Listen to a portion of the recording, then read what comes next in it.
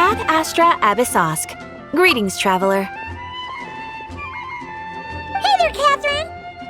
Oh, and Oz and Fischl are here too! What a coincidence! All things in this universe must plunge into darkness. 'Tis only natural that those who seek light should cross paths in the realm of dawn. Mein Fräulein means to say she's happy to see you both. And I feel the same. It's been quite a while, Traveler and Paimon. You're here just in time. Yai Publishing House has a commission for you, traveler. An editor is here to discuss the details in person. Much of the information was kept from the guild for business reasons. All we know is that it has something to do with the author of the Legend of the Shattered Halberd. What? Surely you don't mean... Wait, is this author really that important? What if we weren't here? Or if we decided not to take the commission? The editor would just be wasting their time. In that case, it'd be a free trip to Mondstadt where one needs only pass some information along. That's an opportunity most would fight over. In any case, if the commission is of interest to you, the editor is waiting at the Good Hunter. Just look for the man dressed in Inazuman clothing. Hold on! Halt thy steps, good traveler. Fate cast you upon the tides of the world, but not for you to stand alone in the face of its desolation. Nay, you step forth onto the path of the Immernachtreich. What Mein Fräulein means to say is, she would like to go with you. Wow, you seem really jazzed about this commission, Fischl. Do you have some kind of insider information? Well, let's head to the Good Hunter to meet with this editor then.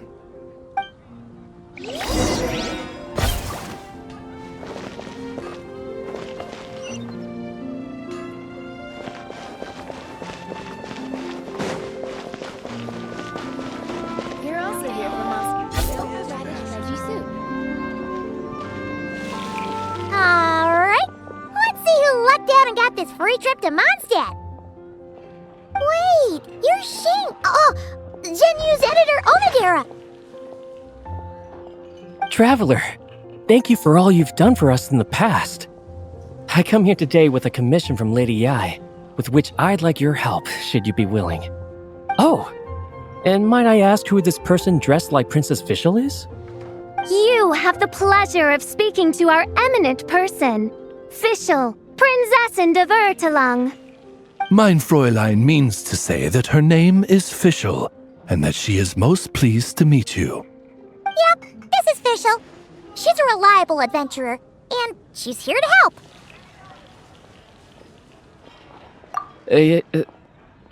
Yeah, I kinda got that the first time. Since thou hast learned my name, understand this. To speak it is to be absolved. Praise it, therefore, and thou shalt earn thine salvation. Mein Fräulein means to say, she... Ah, I see. I completely concur, my lady. Remembering names is simply basic etiquette. And if you might lend me succor in solving this problem, I shall indeed praise your names to the heavens above. As many times as necessary, in fact. You understood Fischl language before Oz could even finish translating. Well, let's get down to brass tacks then. Now, have you heard of the author Mr. Nine? He's famous for writing the legend of the Shattered Halberd. Flowers. What was that, Mein Fräulein? Flowers for Princess Fischl. That's what Mr. Nine is actually famous for. Mein Fräulein means to say, even should the Creator be cold and unmoving, The Prinzessin and her Immernachtreich's resplendence might yet compel them to weep. Well, sure. The author of Flowers for Princess Fischl, Mr. 9. He sent a letter from Nodcry asking for help, and he seems to be in bad shape. So ask the Adventurers Guild or a local mercenary to find him. Seems pretty simple to Paimon. Where it's so simple. But here's the problem. We don't know anything about Mr. 9. What he looks like, how old he is, where he's from. He's only ever communicated with us via letter, from addresses all over Teyvat. And he's never showed up to our annual meeting or events. Not once. So, what are we supposed to do? Well, we'll need to investigate Mr. 9's identity, that's for sure. We did a bit of digging ourselves, and we realized that ever since completing the Shattered Halberd series, Mr. 9's handwriting began to change. His initial editor has decided to retire to focus on his own writing, and he didn't have much to add either. Whatever hath once existed in this world is enshrined in the memory of the Prinzessin de Vertelung, to endure unchanging in her Immernachtreich. For from the sacred primordial words flow the wellspring of all cause and consequence. Mein Fräulein means to say that... Yes, we had the same idea. So, we tracked down the original manuscript of The Legend of the Shattered Halberd. Oh man! Genyu's gonna be so mad he missed out on this. Wait, you didn't need Oz to translate this time either, Onodera.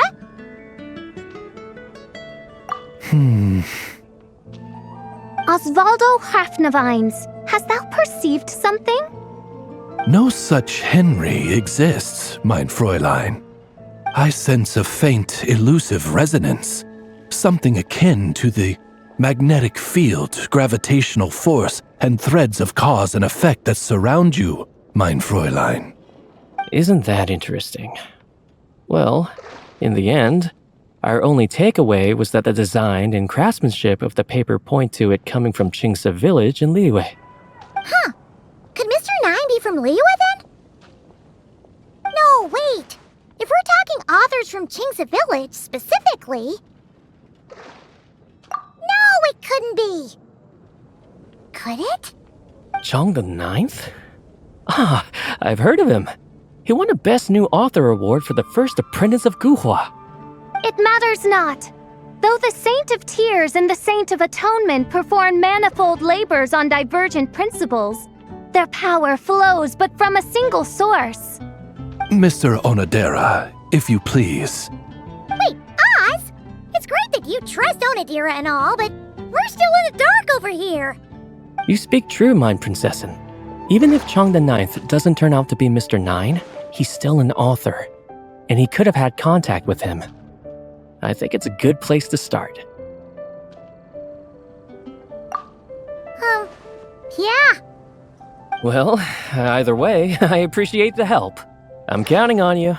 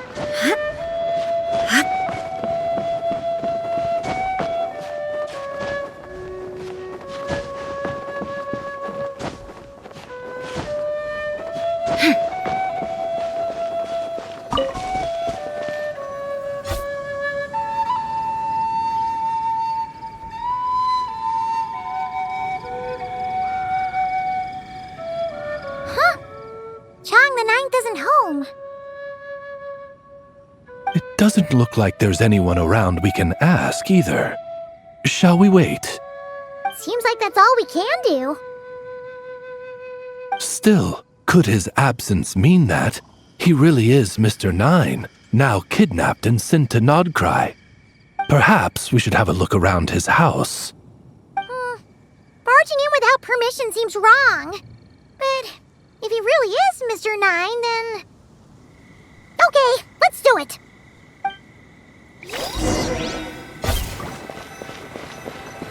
Nope, nothing useful.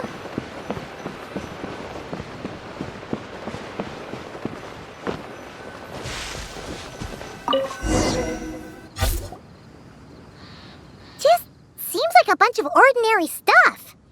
Nay, I, the Prinzessin, have beheld the mystery of the universe enshrined in these specks of dust. What hath been revealed is the very fount of wisdom. Ever does it flow toward the shores of truth.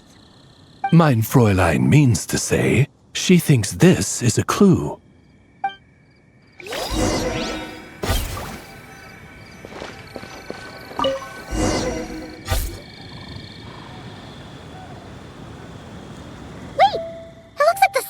Overturned. Oh no. Did some kind of overzealous fan have buried him in here? Maybe we should call him Lilith. What do you think, Traveler? It's all right, Paimon. Mr. Nine's most zealous fan happens to be right here.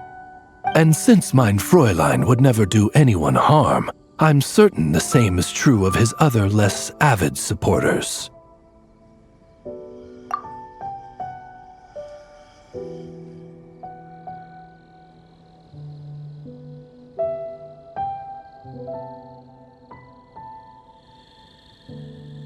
What is the meaning of this? I'm calling the Millilith.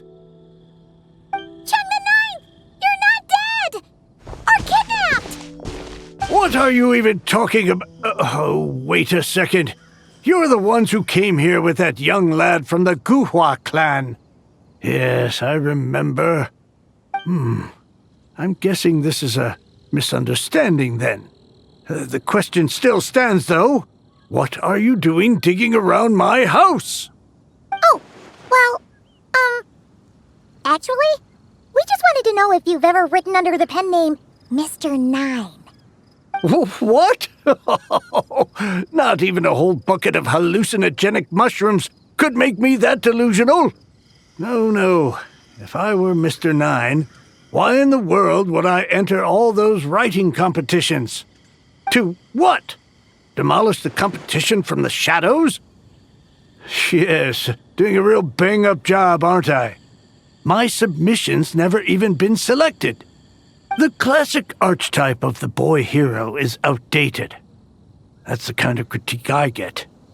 Even opening with a plot twist or disguising your hero as a fool is falling out of fashion. Modern readers are drawn to the boundless imagination and innovative world-building character of Mr. Nine's works. Good point. Besides, if I were Mr. Nine, I would have come clean the minute First Apprentice of Guhua won that award. What? That old beggarly Chong the Ninth is Mr. Nine? No, there must be some mistake. What a sight that would have been. Yeah, and when we were here with Shinjo that one time, you talked up the legend of the Shattered Halberd a lot. If you were the one who wrote it, that'd be like Jean complimenting herself for being a good knight. It just doesn't add up. In any case, while this gentleman isn't the Mr. Nine we're looking for, I sense something of interest on his person. It's a peculiar signature, the same threads of fate I sensed on you, mein Fräulein, and on the manuscript. I believe the traces are related to Mr. Nine, and it appears I can track them. Hey, that's perfect! Once we head to Nodcry, you should be able to find Mr. Nine, no problem then. But back to the signature. What were you doing before this, Chong the Ninth?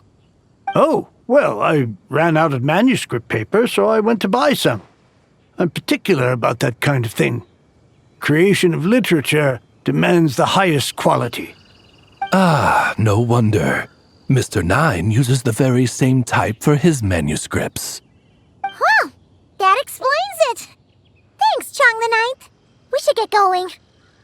I'm not quite sure what I did, but you're welcome, I suppose. Farewell, creator of another world. Though I must say, the laws and narratives thou hast ordained can scarce compare to the dream dust sedimented in the Immenachreich. Mein Fräulein means to say, your writing isn't... I mean, Mein Fräulein offers her thanks.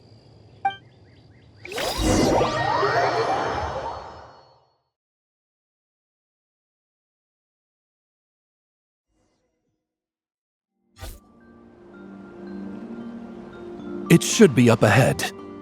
Wait, did something attack that Sealy? Something doesn't seem right here. And it bears the same signature I sensed before. Then it would seem fate has dictated our path for us.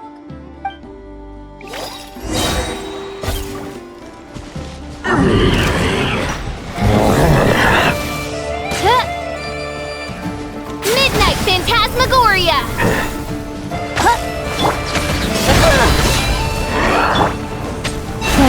Protect. Gloves off!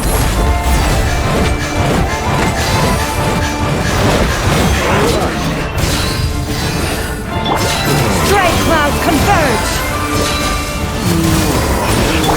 Oz, reveal thyself!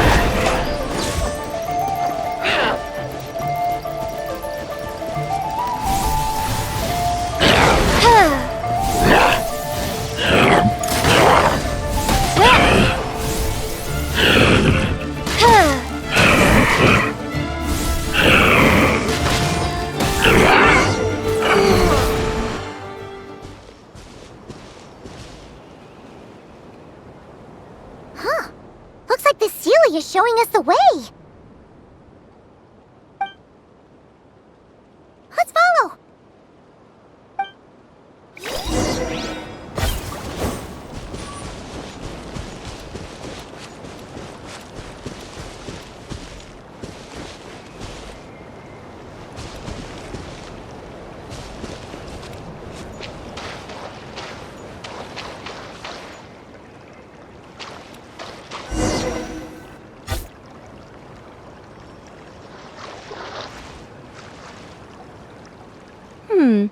What are you doing here? Wait, that voice. It's Nicole! Also, that should be our line. We were looking for Mr. Nine and our search led us here, but now it seems we've found you instead. Ah, I see. Well, Mr. Nine is right here. Hello. What bizarre demarung is this? Never in 1,000 sunsets have I heard of such a thing. In truth, I too aspire to be an author. But I'm also partial to direct communication. Talking is rather inconvenient by comparison. And as I'm sure you can understand, writing things down is even more tedious. I thought perhaps if I found someone with whom I could share my ideas, it might give me the same release as writing. But then those stories would never see the light of day, which would be a shame. So, I tracked down an old Sealy friend of mine and told her all the stories I was imagining. Then, I sent her to find people with similar aspirations to write them in my stead. We even came up with several character traits to lend a certain authenticity to Mr. Nine. A receding hairline was one of them, I think. Yep, I'm the one she roped into all this. Come now, it was beneficial for you too. By inhabiting those authors and mobilizing their language faculties, you were able to hone and eventually recover your capacity for speech. And anyway, an angel has always functioned like a sort of a flash of inspiration in someone's head. I'm sure it was like stepping into old shoes. So you, what, possessed people? Isn't that kind of intrusive? Oh, it's fine. She did it while they were sleeping. As long as the person is someone who dreams of creating worlds of their own, this inner writer within them will automatically awaken. Wait, but what about the letter and the strange intuitions Oz has been having? Nicole sent me to monitor the situation in Knockcry, and it's super dangerous, okay? So I needed some help. It's not like I have the knowledge or power of the heavens anymore. As for your friend over here? Well, you see, when writing a story, it's not uncommon to incorporate certain half-true details. For realism's sake, you understand? Yeah, we've seen that before.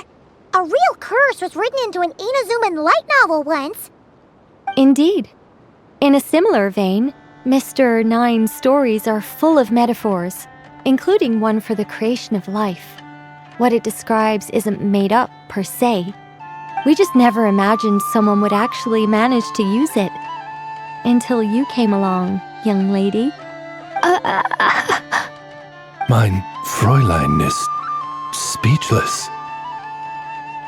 So if I may ask in her stead, did she manage to use one of these half-truths in Mr. Nine's novels to create me? It was more like 70% made up, 30% true. No, it was 90% made up, 10% true. I thought it was too dangerous, so I changed it. See, I knew you'd never read my books. You don't seem too surprised, Oz. Well, I suppose I've vaguely sensed this since the beginning. Regardless, it is an honor to serve mein Fräulein. Well, once our affairs in Nodcry are resolved, Mr. Nine will be able to return home. Yes, just tell them that when you return. I don't want to be your eyes here. It's too dangerous. Oh, but, while you're at it, could you pass a message along to that guy in Chengsa village? I've been splitting the royalties with him 90-10. His share's been buried in his yard all these years. Wait, what do you use the Mora for? I bury it, and then lead people to the treasure. Guiding people is in our nature. It's what I love to do. Feel free to come search for my personal stash someday. I've buried it at the furthest end of the Immernachtreich. I will. I absolutely will. Mein Fräulein? And, I just want to say that I really like your books, Mr. Nine. What mein Fräulein means is, though the cosmos stretch forth in unending darkness, yet shall come an hour when all things shine. I'm glad to hear it. All in all, it seems you've already found my greatest treasure. All right, that settles that. Now, I need to have a quick argument with Mr. Nine about who really deserves to be considered first author. Absolutely not.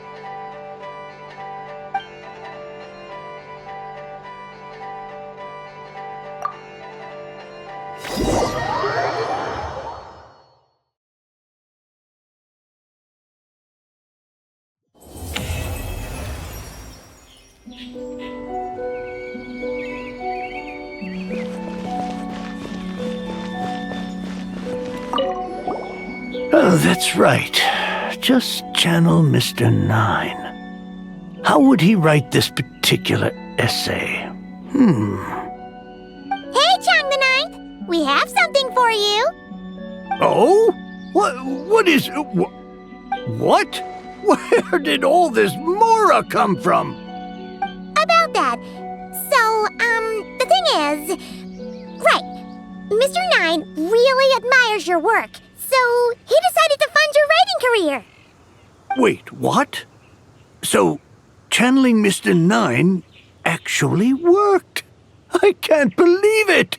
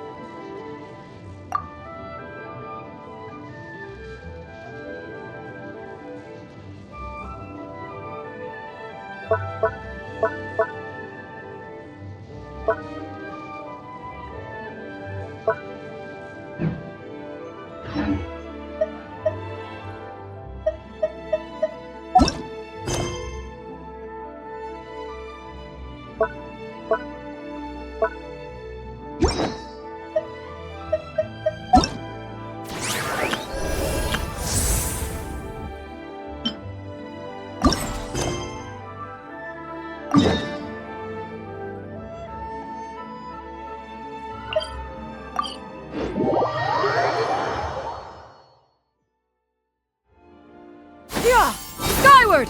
Scatter!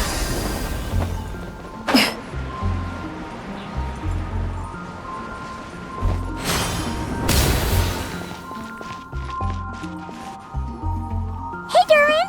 Any more clues for us? Yeah, I was just about to come find you. Let's see what it says.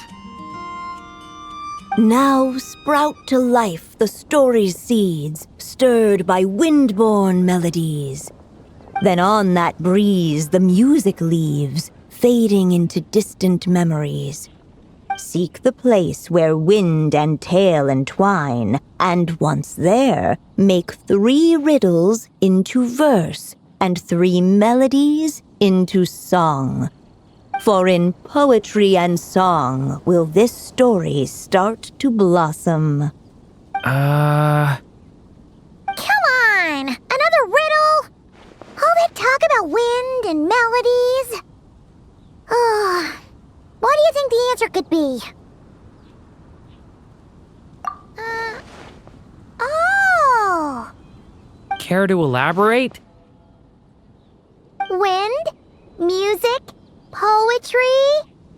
Tone-deaf bards gotta know the answer. You mean Lord Barbados? Albedo introduced us when I first arrived in Mondstadt. I mean, someone like me was bound to catch his eye sooner or later. It's better that it's out in the open anyway. Now, how should we track him down?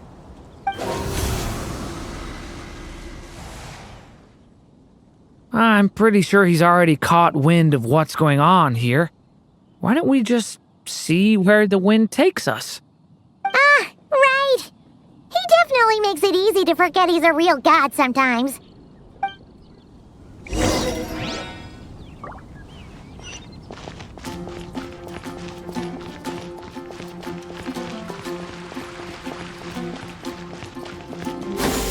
Skyward!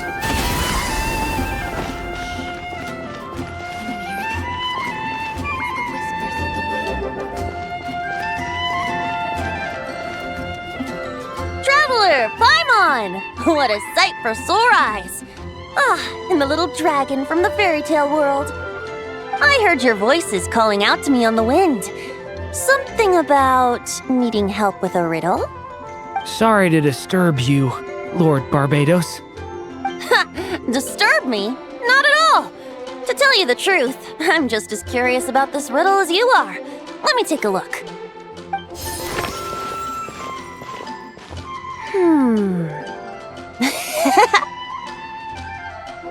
What is it? Did you figure out the answer? 3 riddles and 3 melodies. That sure takes me back. The answer you seek lies hidden in memory. Looks like running to Tone-Deaf Bard was the right call after all. Long ago, those mages came to Mondstadt, seeking to test their strength against mine. But I replied, let us make music, not war, and resolve our conflicts through song. So I strummed my lyre and sang them this verse. O wind, welcome now, my guests. Pass through verdant leaves unseen, where shape your formless self may take, and offer up a graceful scene, a fleeting gift for welcome's sake. Leap at the edge of a sea of clouds, where land meets sky and sky meets ground. There frighten off the noisy crowds and bring my guests a calm profound. Fly beneath the stars up high, where mortal noise is swept aside, that my dear guests with starry eyes may share the dreams they hold inside. Now go to where I vowed to keep a quiet spot for them to sleep.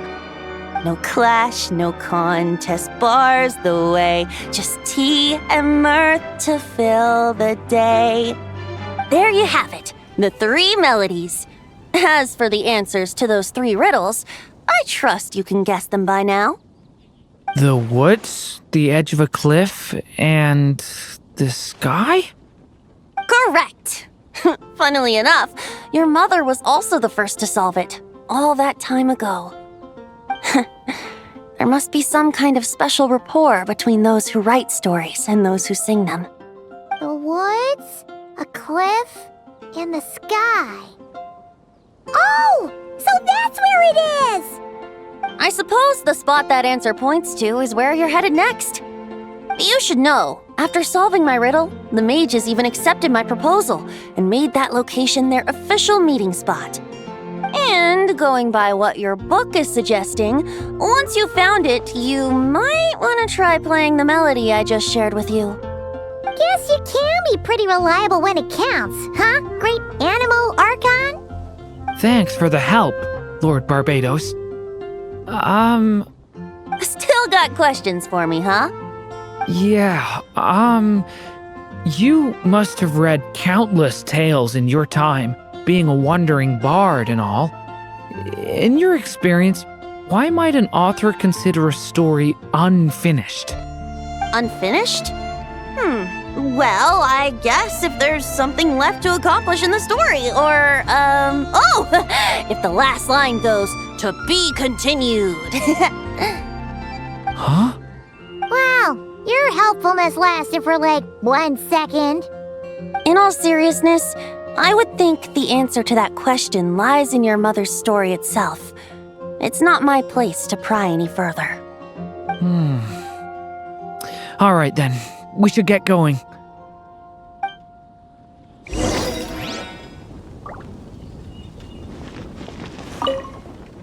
I wonder when their next meeting will be.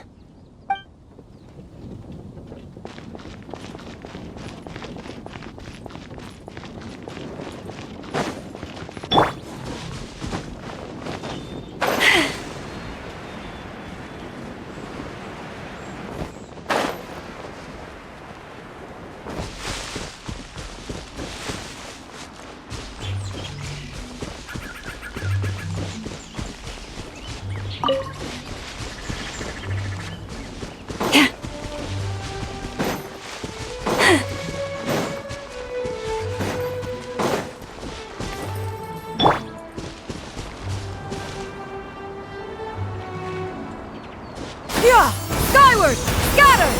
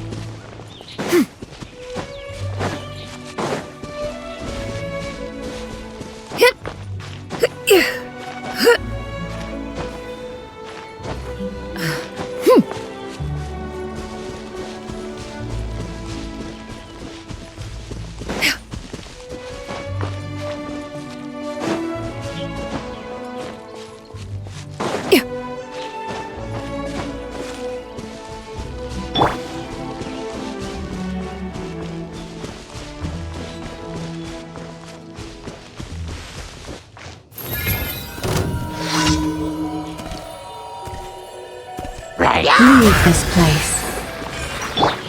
Buckle up!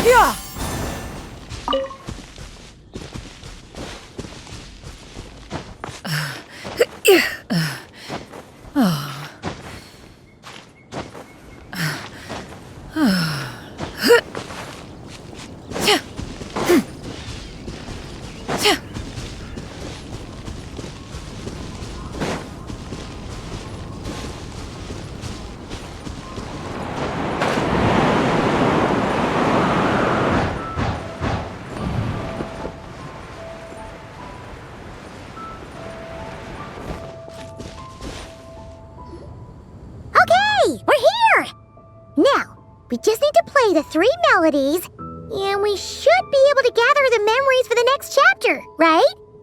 A musical performance? Out of all the things Miss Lisa has taught me, that's the one I'm worst at.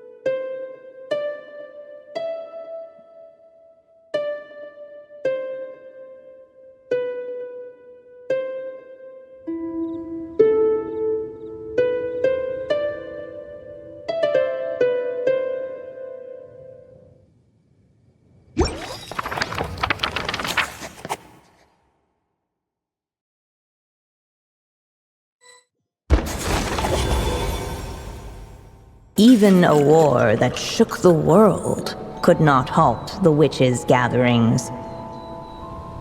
Yet even so, with the passing of time, 3 of their teacups no longer came to be set.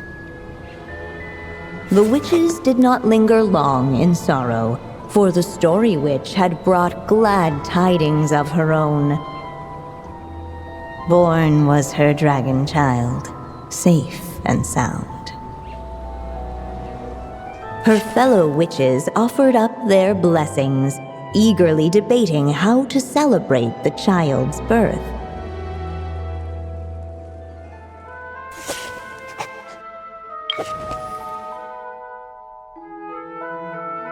In the end, they settled on the sweetest candy they could find.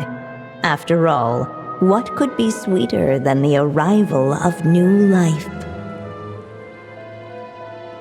And so, the witches' gathering turned into a birthday celebration.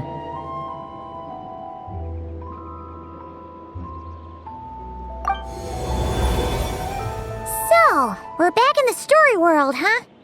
As if from nowhere, new guests appeared at the witches' table. Perhaps they too had come to celebrate the dragon child's birthday. Yet while everyone else was busy thinking about what kind of gift to offer, these three seemed to have come empty-handed. Hardly the recipe for a warm welcome to a birthday party, now is it? A gift? Hey, what's this all about? We only just found out this was a party! While the guests voiced their complaints and grievances, perhaps they should have been wondering what kind of gift to give instead. So, we need to bring a gift to advance the story? Oh, but where are we supposed to get something like that? Perhaps it would be a good idea to have a look around. Why didn't you just say so?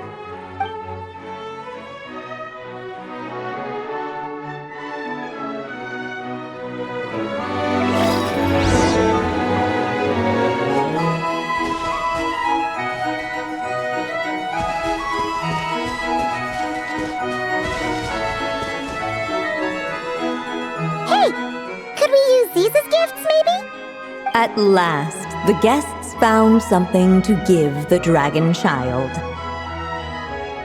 Guess that's a yes then. Which one should we go for? Still, the guests wondered, what kind of gift might the little dragon really want? Should they put a warrior's sword in his hand and send him out on an unstoppable quest to save the world? Or perhaps a wandering hero's slingshot and the promise of a life of endless, uncharted adventure. Or maybe even a scholar's tome and the chance to take on all the world's unsolved mysteries. Okay. Wow. That's a lot of pressure all of a sudden. Oh yeah! Technically, we're actually picking a gift for you. So, which one would you prefer? You want me to choose? Wow, this feels kinda special. How come? For as long as I can remember, I've spent most of my time living in the stories my mother created. I always thought my mother had everything written out for me already, just like the toy figures in Constellation Metropole. What I wanted to do with my own future. That's something I've never really thought about. What did I want back then? This is the first time I've ever asked myself that question. Sounds like this is the perfect opportunity to answer it then. It's been a while since you left Simulanka, and after everything that's happened, it might be about time to start thinking about your future. Then let me give it some thought.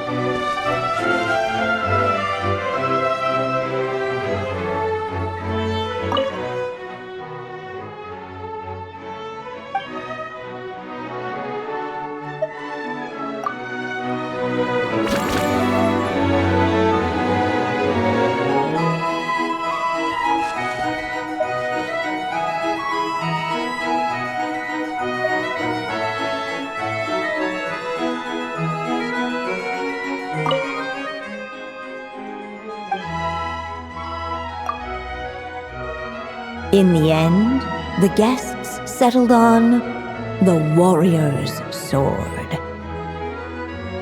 So, your dream is to become a warrior? I just really want to be able to keep people safe. If my time in Nodcry taught me anything, it's that a lot of problems in this world can only be settled by strength of arms. As long as I can help people, that's enough for me. Really? But I don't think it's enough.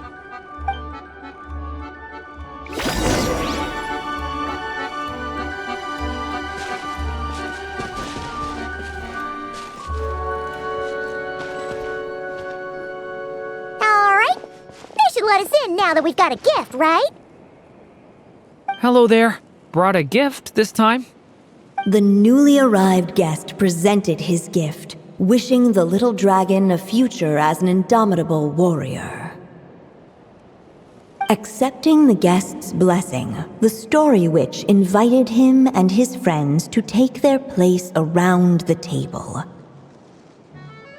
Finally, she could introduce them all to her dragon child, telling all in attendance about the moment of his hatching, and of course, the name he'd been given. It was then that the seer witch, diviner of the stars, withdrew her gaze from the heavens and turned a sorrowful glance upon the little dragon. You gave him the same name as that evil dragon? That's right. But the life I intend for him shall be very different. What folly to love so blindly. For as you must know, a name is the mirror of destiny itself. He who bears an evil dragon's name must also inherit the fate of its previous owner. His fate has been foretold. Then I'll rewrite it. The witches at the table fell silent, for they knew the seer witch's words had never once proven wrong. Yet, just as clearly, they recognized the story witch's resolve, for there is scarce a force in this world more fearsome than a mother's love. At last, the merry witch stepped forward, dispelling the uneasy silence. So be it. Then we'll all lend a hand. Together, we shall rewrite this child's fate. You mean to defy one of the fundamental rules of this world? I refuse to be shackled by such rules. Besides, this is a witches' gathering, is it not? What could be more fitting a subject for this occasion than to defy them? Oh? Sounds like an interesting experiment. I suppose, were we to succeed in this endeavor, we might bring a touch of wonder to this otherwise dreary sky of stars.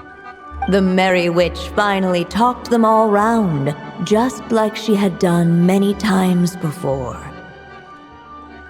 Warm and strong as the sun she was, so much so, in fact, that those who her light shined down upon had no choice but to bask in it. And so the witches readied their gifts, 3 marvels of the cosmos. For this child, I shall decipher the ravings of the heavens and lay bare before him the trickery of fate. For this child, I shall leave a formula powerful enough to unravel the very origins of this world, that he may seek another solution for the conundrum of his life. For this child, I shall call upon wondrous magic to make possible his impossible wish. All the story witch had was the pen in her hand, yet with the love that flowed from it, she resolved to bring forth a marvel of her own. For this child, I shall leave behind the last story I will ever write, and with it, a path to an ending yet untold. With the witch's blessings given and received, the little dragon's fate at last began to turn. In the midst of the dragon child's birthday celebration, the seer witch proclaimed her prophecy. The child had been given the evil dragon's name, and with it, the burden of its fate.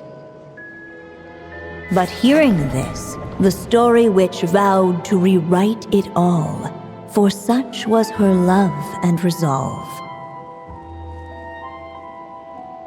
And so the other witches offered their gifts in turn, marvels as rare as any in the cosmos.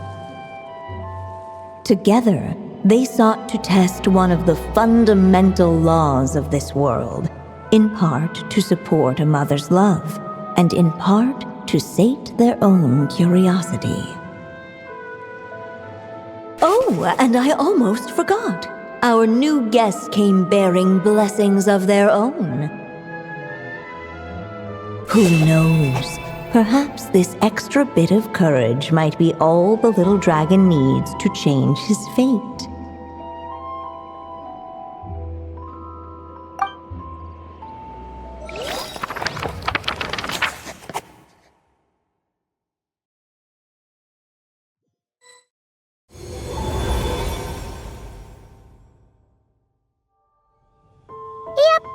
Looks like we've completed this chapter, too.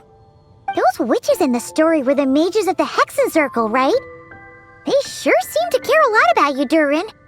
But, Paimon kinda had trouble following their conversation. Just a bunch of mystery, as usual. The evil dragon's fate. Oh, is that what you're worried about? But didn't we already take care of that?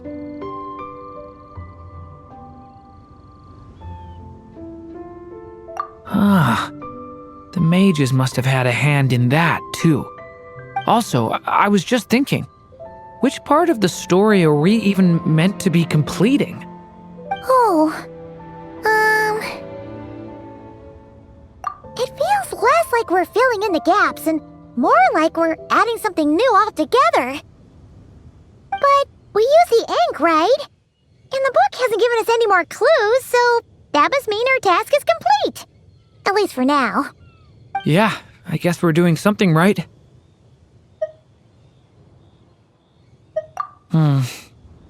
Maybe I'm overthinking things. It's just, this is my mother's final wish, so I don't want to mess it up. Anyway, thanks for all your help. I'll let you know as soon as the book reveals a hint about the next chapter. Okay then.